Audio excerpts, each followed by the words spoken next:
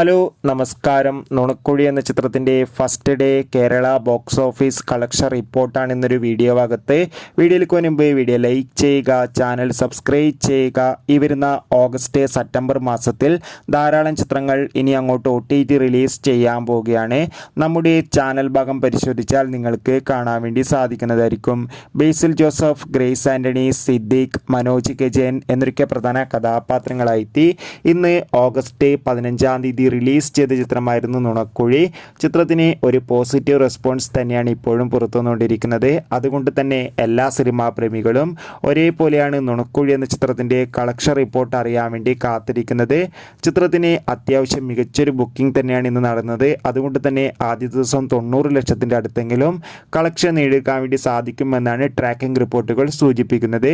എന്തായാലും നുണക്കുഴി എന്ന ചിത്രത്തിൻ്റെ കൂടുതൽ കളക്ഷൻ റിപ്പോർട്ടിനായി നമുക്ക് കാത്തിരിക്കാം. ചിത്രം കണ്ടവരുടെ അഭിപ്രായം കമൻറ്റ് ചെയ്യാൻ വേണ്ടി ശ്രമിക്കുക. ഈ വരുന്ന ഓഗസ്റ്റ് മാസം ധാരാളം ചിത്രങ്ങൾ OTT റിലീസ് ചെയ്യുന്നു. ചാനൽ പരിശോധിച്ചാൽ കാണാം.